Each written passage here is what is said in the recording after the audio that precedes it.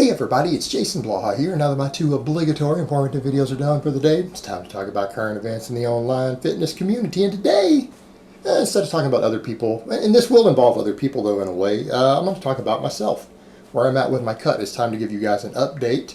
So let me put on my +5 hat of weaponsmithing, work on skilling up my crafting a little bit, and let's talk about this.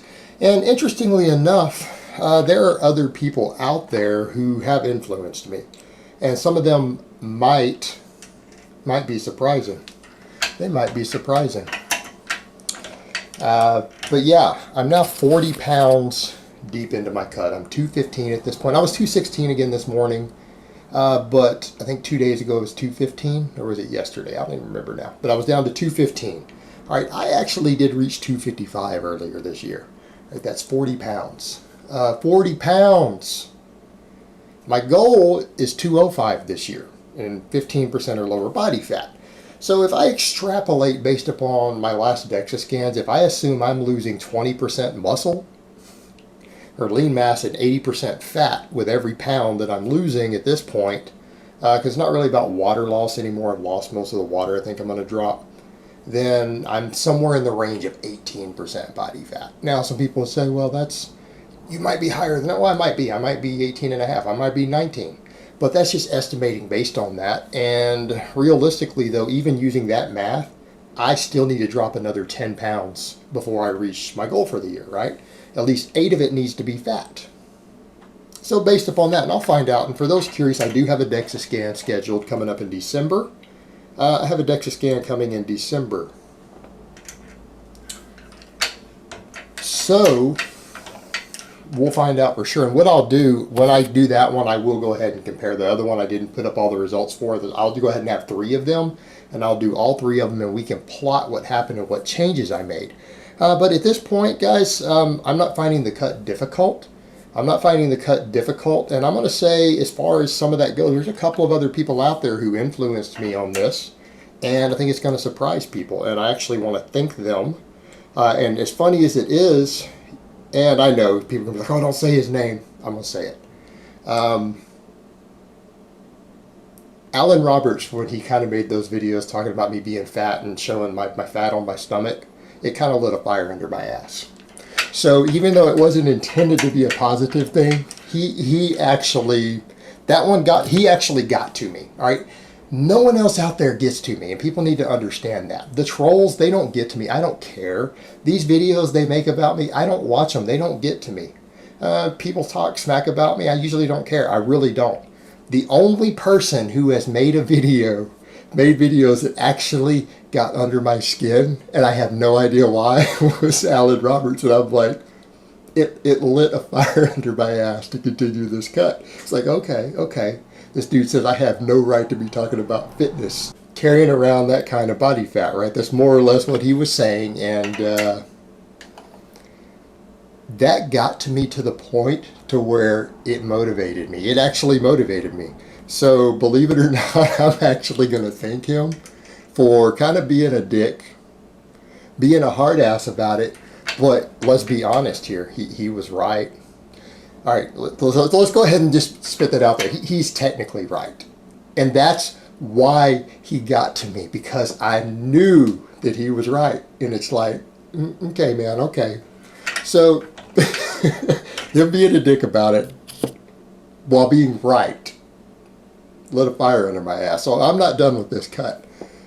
We all know I'm not stopping even at 205. That's only 10 pounds away. I have more than 10 pounds to lose to be at really an ideal athletic body fat, right? I have a ways to go. But we're 40 pounds in, and it's just about taking it one step at a time. It's about taking it one step at a time and breaking it off into bite-sized chunks, and that's what I'm doing. So people are like, well, I don't worry about where's my end-game goal. We can't be looking that far. I have to make it 5 pounds at a time. And as long as I can keep breaking it off and saying, okay, I've just got to focus on that next 5 pounds, then that next 5 pounds, then that next 5 pounds. That is actually how I'm psychologically doing it. Because when you look at it and say something like, okay, man, I have 60 pounds of body fat to lose, right? You want to lose 60 pounds of body weight. That's a hell of a daunting number. But when you look at it and say, I can do it 1 pound at a time, or I can worry about each 5 pound or 10 pound block, now I'm 40 pounds in. And that's valuable because now it's like, okay, and I'm not even worried about after that. It's like the next 10 pounds is my current focus, right? That's my focus right now. That next 10 pounds, I'm not worried about what comes after that. That will then put me at 50 pounds of weight loss. When I get there, I'll worry about the next one then and whatever strategies I need to adapt. But you've got to take this stuff and break it off into bite-sized chunks, into manageable chunks so that you don't get overwhelmed. Because realistically, is 60 pounds of weight loss probably going to be closer to what I need to have done? Yeah. But I'm not worried about 60. I'm worried about that 50, which is my next 10, because I've already done the 40. And I don't focus on it like that. But truth be told, so I'm going to give a thank you there. Whether it was intended to be motivational or whatever it was, it motivated me either way. And that's the way we have to look at these things. And if something motivates you, you got to be grateful for that, even if it pissed you off. Even if it got under your skin, if it helps you be better, then, you accept that for what it is. Use those tools. So I've got that. And Martin Burkham, because what I've noticed the last few weeks, because I was talking before, I need to be so super strict and nothing but clean eating and not enjoy myself at all in any way. But here's what I found. Yeah, I did that for a long time. I mean, when you go over 6 months without a single, you think of as a cheat meal or a cheat day, and that's helping you, I think that helped me develop better strategies. Right? And that's what I did. But you start looking at guys like Birkin, who really mastered the art of kind of combining his fasting with protein loading and everything to continue to train hard, to where you can really regulate your calories and still slip in real normal people food. That doesn't mean, I'm sitting around going to McDonald's and crap, because I haven't. I haven't been to a fast food place or had fast food or a milkshake or things like that in a real long time. I mean, I probably upwards of 8 months since I had like Whataburger.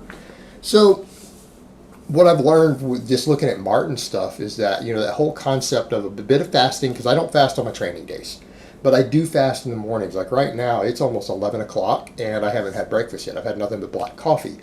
I've got a bunch of chicken with just a little bit of potato wedges in my oven. And so something like my first meal is probably going to be 70% protein, maybe 80%. And that's what I did yesterday too. But I also went out for dinner last night, right? I went out for dinner and had real normal people food, and it wasn't bro food. I didn't just order the steak and potatoes. I had some sliders and other stuff, but I had filled up earlier in that day on chicken and broccoli. And that's a hell of a strategy. On your non-training days, fast a bit in the morning. It's not going to kill you to go a few hours without eating. Coffee, water, it's fine. On my training days, I do need to get carbs and protein in before I train, so I hit that a little earlier. But yesterday, it was like I had a protein shake for breakfast and then ate chicken and broccoli. And when I say chicken and broccoli, I mean I had something in the way of 1.5 pounds of chicken with some broccoli. So I had filled myself up on close to 200 grams of protein, but the calories themselves were less than 1,000 calories. So by the time dinner got around, guess what? I was able to actually eat a real meal, a big meal in a social setting, and again, even with a little bit of alcohol in there, of like around 1,500 calories. So that I was able to be in a social environment and enjoy myself and eat normal people food, because I'd already got my vitamins and minerals, guys. I already had tons of chicken and broccoli and everything. I ate normal people food in a normal social setting, like something in the way of 1,500 calories. And then right before bed, I had a little bit more chicken. I just had some chicken breast again to make sure I hit all my protein for the day. And that's stuff like that is what I'm doing, and I'm finding that actually works really well. I really think guys like Martin Burkham, they have a real good approach to this that does let you function as a normal person. And no, it's not counting macros. People say, but put your macros. No, I'm not doing that. I'm not tracking macros. But I will tell you that like 3 days a week, right now, probably 3 days a week, I am having normal people food in a social environment. And it's fine, eat a few tater tots. Get some foods high in protein though in there. You want to have a Philly cheesesteak burger and a few tater tots. It's not the end of the world if you have calories to spare and you've already hit your nutritional needs. And it's like, once you get later in the day like that, and if you've already had all your vegetables, you've had 200 grams of protein already, but you still have an enormous block of calories left, you can eat normal people food. And I'm not saying sit around eating milkshakes and french fries and stuff, but you can get away with a burger. You can get away with a big sandwich from wherever. You can get away with that stuff. There can be some little bit of cheese on there. There can be a drop of bacon on there. You can have some alcohol. Just fit it in. And I mean, Birkin has pulled that off successfully. That guy stays at probably 8% body fat, which is ridiculous. I almost think it's borderline unhealthy. But guys like that are pulling it off, and he does that. He has wine and eats his cheesecake and whatever in the evening in a social setting. But again, just combining just a little bit of fasting with really heavy protein and vegetable loading earlier in your days really is a very, very viable strategy. It's very hard to overeat chicken and broccoli. It's real hard to overeat that stuff. And when you train and you lift hard, you carry a fair amount of muscle. It's very easy to create a very large caloric deficit doing that and still leave yourself wiggle room to where you can squeeze in a 1,500 calorie real meal 2 or 3 days a week. And again, in a social environment, if you actually want to have a life. So it's an interesting approach. And like I said, I've been experimenting with it, using it, and the scale has kept dropping, guys. I mean, I'm still losing weight now every week, incorporating that approach. My lifts are still okay. Strength is holding strong. Scale's going down. So, again, I want to give some props to Birkin for the way that he approaches all this stuff in his books and writings. And yeah, I mean, this stuff does seem to work. So as far as where I'm at right now, people who've motivated me in the last couple months to really push this harder and to up the ante a little bit, to up my game, are those two individuals, And so I'll give credit where credit is due. And yeah, I'm going to keep this cut going. But we're now 40 pounds deep.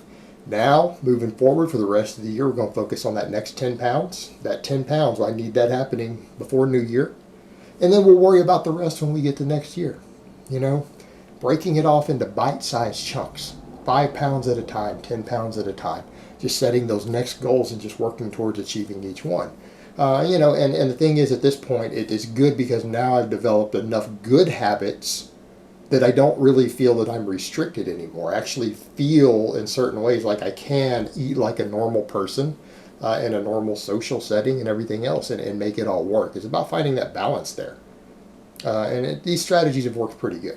All right, guys, but that's really all I have to say on that today. I hope it's been informative, and I will talk to you guys next time.